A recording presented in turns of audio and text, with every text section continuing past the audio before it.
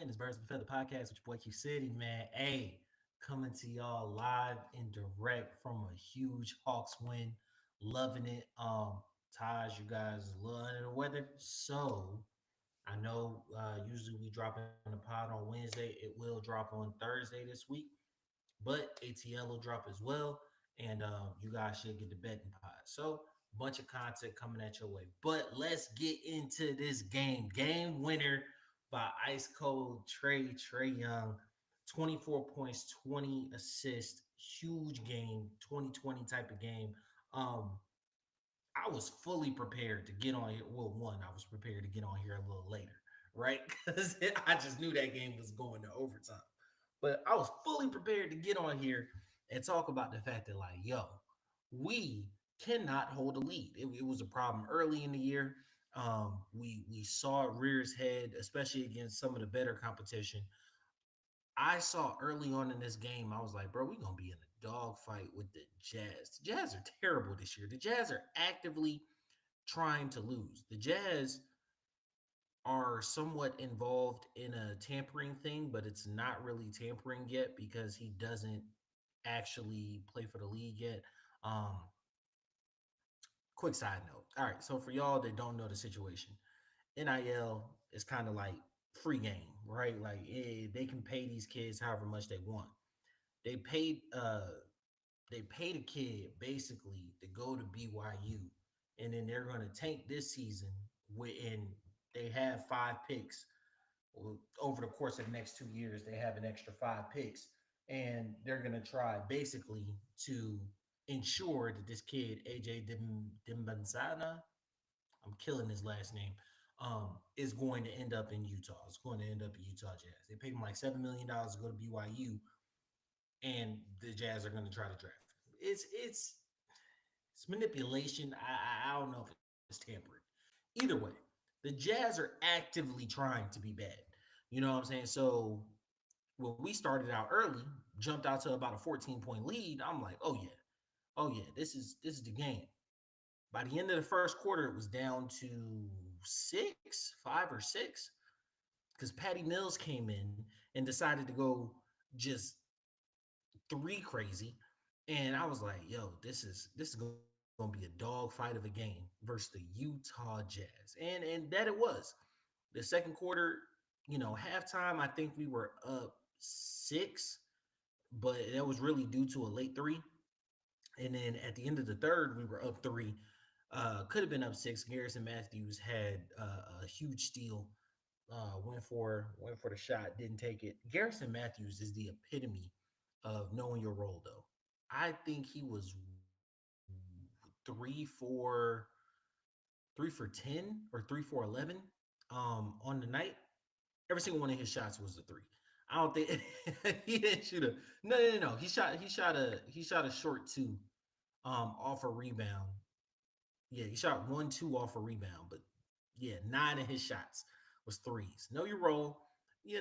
Go in there. I love the fact when they're falling is great. Um, I don't think he had any shots tonight that I just felt like, that was crazy. Bogey had 1 over 2 when he could have swung. But I think he was trying to get himself going. We needed this win. We needed this win. This road trip has been terrible. Um, we did the Nuggets and Lakers. You guys, I didn't do the Clippers. First off, Kawhi wasn't supposed to play. Then he did, and they beat the brakes off of us. I think it was like a 29-point game. It was worse than that. Uh, that was a terrible game.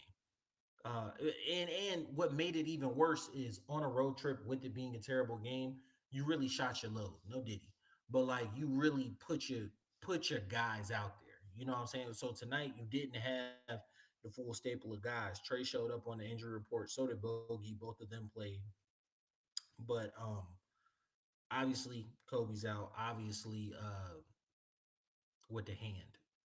I see it. Larry. Yeah, obviously Larry's out right now. And then we still got Buddy out for personal reasons. I don't know if he's ever going to join the team, but either way, either way. Um, but Jalen was out tonight, right? And I have noticed, as most people have, that like the Jalenless games are getting very, very drastic in understanding his worth and his like impact on the game. And he's right up under 20 points. He's got 10 rebounds, 4 or 5 assists. He's an all-star to me, man. And it's hard to pick someone like it's hard to get six over him, in my opinion. It's hard to get six full front court people over him, in my opinion.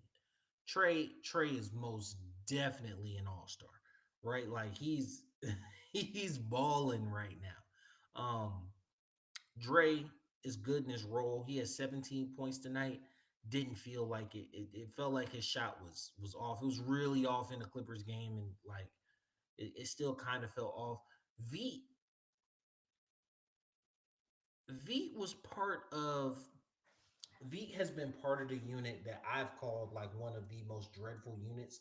With him moving, with Jalen out tonight, Ricochet sliding down, and V moving into the starting lineup, he was kind of kept off of that. Garrison Matthews took that, but that no trade, no Jalen lineup with um, Dyson basically running the one, and then instead of Garrison out there, you would have had, or instead of Bogey being out there, a lot of the times you've had Veet out there, and it's Dyson at the one, Bogey at the 2/3, Garrison Matthew at the 2/3. Those two your wings, um, Oneku and Dre out there, right? And well, they called it a certain lineup today, maybe chaos lineup or something like that. But basically, they were talking about the fact that like this offense doesn't run set plays. It's really just like a drive and kick offense, really focus on slashing and perimeter shooting, which I get. They move incredibly fast with that lineup on the floor, but like it's a double-edged sword, right? Because you are really just hunting for three opportunities, and that tonight allowed Utah to get back into the game, right? Quick offense, quick shots. Uh, Dyson Dyson's layup package is phenomenal.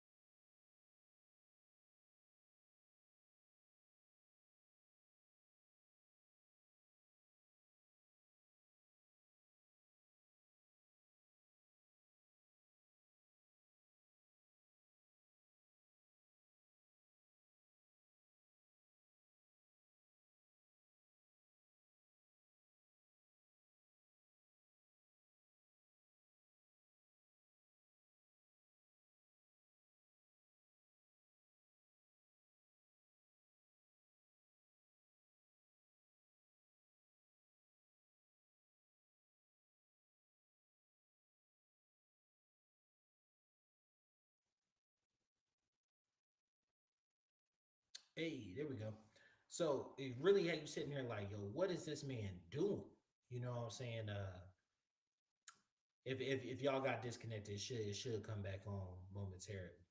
So I'm not finna cap to you. I have full confidence in when Trey's on the floor. I have full confidence when Jalen's on the floor, and we're kind of fitting pieces around it. My favorite lineup is um, Trey. I kind of want Bogey in there, but I love Dyson for the defense. So if I had to pick, my favorite lineup is Trey, Dyson, and then I'm taking Dre. Like those minutes where Dre's off the bench, um, Jalen at the four, and then actually Oneku over Clint. Clint's great in terms of feeding off Trey in the pick and rolls. Sometimes the kind of crowds takes away what Jalen does best, being down there. And Oneku is at least showing the ability to hit the corner three. So I just That's my favorite lineup right there. But like, I'm Big O. I'm not gonna fight you if you want to put Clint in that lineup. Either way, that's your most successful, right? It makes sense to start Zach because he gets going. 14 points tonight. The broadcast pointed out that like he's becoming a reliable double digit scorer, and like yeah, that's healthy. That's what you need, right? Like he's the number one overall pick, but this is not his team. I've seen some impressive passing ability. He had no assist tonight, but like he had like a behind the back pass in the post to was it Clint? Who just like didn't finish. Did he get fouled or he smoked it? I don't know. Either way, he's shown some impressive like passing chops, right? Like some good vision. He's shown a bunch of willingness on defense. He got elbowed in the face tonight because he tried to go chase down block somebody. So I feel like he's coming along. He's coming along fine. By the end of the season, I think he's going to be around a 12, 13 point scorer. He's average, just as his height and his activity around the ball, he gonna walk out of bed and get you 4 or 5 rebounds. You know what I'm saying? Like just rolling out of bed.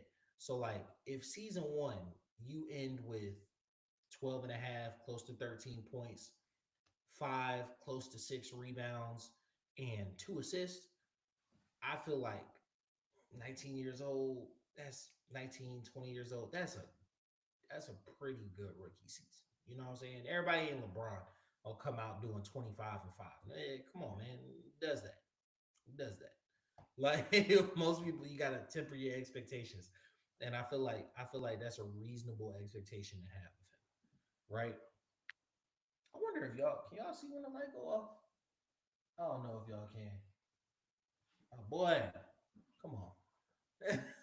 This is what happens when y'all have time, when you have time lights. You know what I'm saying? Like I be feeling, I be thinking I'm moving back and forth, but I guess not enough.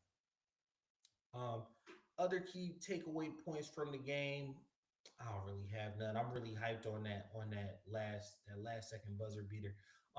It really, man, it had to be from beyond half court because it was only like 2.2, 2.1 when they inbounded it. Um, yeah, we allowed Utah back into the game way too easy. Laurie Markkinen had a freaking day. Um, yeah, 35 points, but only 2 rebounds, 1 assist. That's crazy.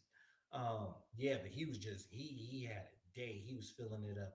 Colin Sexton uncharacteristically scored 24 points. That's actually another person I want to talk about. Isaiah Collier. Um, Out of USC, Bronny's teammate. He it says he played 26 minutes, and I'm really surprised by that. I felt no impact from him on the game. And granted, he's a rookie. I'm not trying to be like too hard on him or anything, but like even from a defensive aspect, like I couldn't tell you when he was really out there doing anything. He had 6 points, but or no, he had 3 points, 3 points, 9 assists, 6 rebounds. So I guess he was passing the ball. It didn't feel like he was doing too much. Walker Kessler, screw you, big dog. Like that's real life. The fact that you're like 7 feet tall, pretty good looking NBA athlete, and you're dating Miss America, yeah, that's greedy. That's greedy. You know what I'm saying? That's straight up. That's greedy. I don't like it. Like I've decided that I'm gonna sports hate you. Not in real life, but like I'm a sports hate you.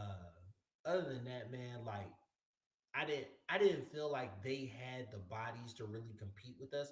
It, honestly, and I don't watch the Jazz as much, right? Like, so I watch the Hawks, obviously, and then I watch a lot of national games, just like what's on TV. I watched that game tonight. Caught the Lakers and the Mavs. LeBron doing that crazy dunk, but then they got blew out, and it wasn't even like a real good game. You know what I'm saying? So I was ready and prepared for the Hawks to play. I saw the Timberwolves. I didn't see the game. I just saw like the highlights of the Timberwolves game, and so like But when I see somebody pop in one of those games, even from a role player perspective, you know what I'm saying? Like, it doesn't seem crazy. Colin Sexton having 24 points. Excuse me. Slay Shaw. Colin Sexton having 24 points just seems like completely out of the blue to me. You know what I'm saying? Well, Lord Marketing going for 35. That's a lot for me, right? Like I'm thinking he's scoring like a 21, 22 point score. Colin Sexton, I got you. Maybe in the teens. Maybe in the teens. You know what I'm saying? So both of y'all pop in tonight. Um, and the crazy part is, I don't necessarily feel like we had too many straight defensive lapses. I know Kessler got like 3 or 4 easy buckets just off us playing good defense, right? Like Clint, uh, somebody getting a blow by, Clint rolling the help, making a contest on the shot or a block, Kessler getting a cleanup. You know what I'm saying? Like that's you got 6 to 8 points just off that.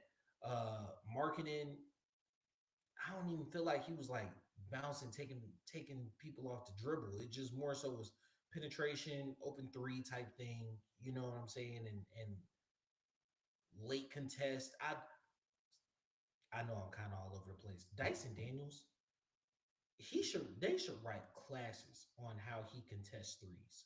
You know what I'm saying? Make or miss. His contest is beautiful. Like hand up, attack the shooter's hand, body to the side, so that even if they do kick out, you're not gonna touch him. Land away from the shooter. Like even at a dead sprint, he's gonna give you a great contest, and that is like that's it's textbook. I love some good defense. And Quinn has instilled good defense, right? Like I know you see 121 points, you're like, what are you talking about? Good defense? Like watching the game, it didn't look like there was anybody just dogging it on defense, right? Like even guys who aren't like physically up to par for defense. You know what I'm saying? Like Garrison Matthews, Trey Young. Bogey's a tough nosed defender, but like those two guys, like they weren't like just quitting. Like even when Patty was going off, Trey was like literally trying to check him, like fighting through screens type vibe. So like I think defensively we're in a good spot. We're should be 4 seed still after tonight, but even if we were, can't drop, shouldn't drop no more lower than 5. Love where we're at right now. 37 games in, 18, 19, 18, yeah, 37 games in. Getting close to that halfway mark, right? Would love to stay above 500 at the halfway mark. It's something we haven't done in a couple of years. So like I would love to see that, love to do that. Um, Looking forward to more games from our Hawks. So you guys check us out at BOAF Media on all platforms, right? Sync that up. So like TikTok, as long as it's around for like maybe a week. We're not on Lemonade yet, but when we get there, it'll be that. YouTube, obviously, Instagram, Facebook. It's all the same. BOAF Media. Check us out. Appreciate you guys. Thank you. It's been your boy Q City. I'm out. Peace.